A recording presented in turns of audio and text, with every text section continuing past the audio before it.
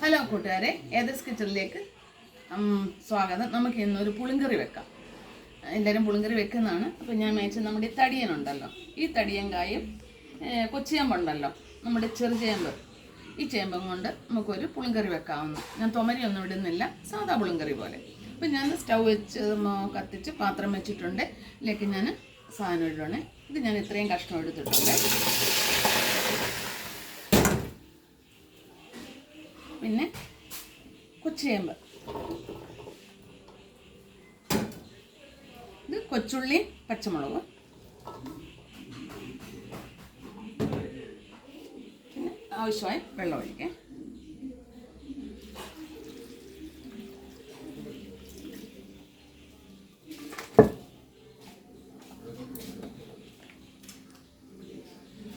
മഞ്ഞൾപ്പൊടി ഇടുവാണ്.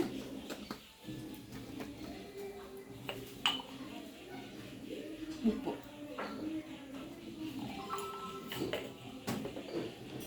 പിന്നെ കറിവേപ്പില,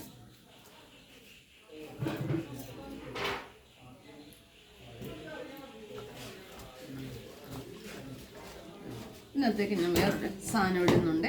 നമുക്ക് ഈ പുളി അറിയാമല്ലോ, നമ്മുടെ കുടംപുളിയുടെ പഴുത്തത്. അപ്പോൾ ഇതിട്ട് നമ്മൾ എന്തെല്ലാം സാധനങ്ങളുണ്ടാക്കി കറികൾ വെക്കുന്നുണ്ട്. അപ്പം ഞാൻ പിഴുപുളിക്ക് പകരം ഞാൻ ഈ പുളിയാണ് ഇതിനകത്ത് തൊട്ടിട്ടേക്കുന്നത്. നല്ല ടേസ്റ്റാണ്. കവർപ്പോ മറ്റോ ഒന്നുമില്ല. ഇതിനകത്തങ്ങ് വെന്തങ്ങ് പൊയ്ക്കോളും. ഇത് കിടന്ന് വേവട്ടെ. നമ്മുടെ കഷ്ണങ്ങളെല്ലാം വെന്തിട്ടുണ്ട്. എന്ത് നല്ല വൃത്തി ഉടഞ്ഞിട്ടുണ്ട്. ഇന്നത്തേക്ക് നമ്മൾ കായ ഉണ്ടല്ലോ, ഈ സാമ്പാറൊക്കെ വെക്കുമ്പോൾ നമ്മൾ കായപ്പൊടി ഇടുന്നതിനെക്കാട്ടി നല്ല കായ കഷ്ണം ഇടുന്നതാണ് നല്ലത്. കായപ്പൊടിയൊക്കെ കാട്ടി നല്ല കായ കഷ്ണം ഞാനിങ്ങനെ എടുക്കുന്നത്. അതിനകത്ത് എന്താണ് ഞാൻ സാമ്പാർ പൊടിയല്ല ഇടുന്നത്. ഞാൻ ഈ പച്ചമുളക് പൊടി തന്നെ അങ്ങ് ഇട്ട് പോവാണ്.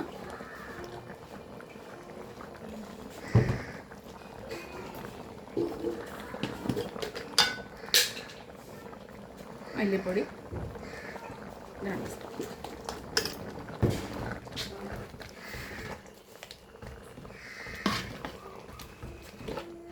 ചില കടുക് വറുക്കുന്നതിനകത്ത് മുളക് പൊടി മല്ലിപ്പൊടി ഇട്ട് വറുത്ത് എടുക്കുന്നുണ്ട്.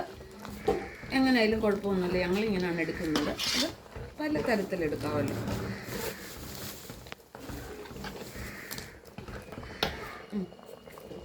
ഉലുവാപ്പൊടി, പുളി നേരത്തെ പച്ചപ്പുളി ഇട്ടിട്ട് കണ്ടല്ലോ, പിഴുപുളി അല്ലെങ്കിൽ പച്ചപ്പുളിയാണ് ഇട്ടത്. ഇനി നമുക്ക് കടുക് വറുക്കുന്നു. റെഡിയായി കടുക് വറുക്കാം. ഞാൻ കടുക് വറുക്കുവാണേ. തവ വെച്ചു ആണേ.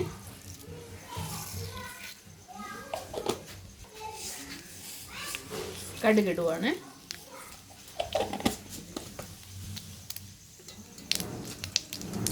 പച്ചമുളക്,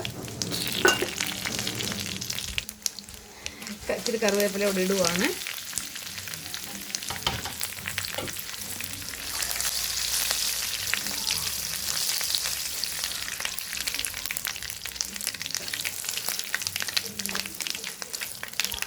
മുളക് പൊടിനകത്തിട്ടിടുന്നു ഒരു ശകലം.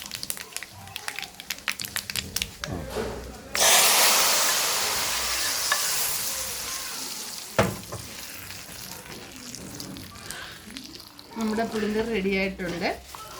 അപ്പോൾ ഈ പുളിങ്കറി നിങ്ങൾക്ക് ഇഷ്ടപ്പെട്ടാൽ ലൈക്ക് ചെയ്യാനും ഫോളോ ചെയ്യാനും ഷെയർ ചെയ്യാനും മറക്കരുത്.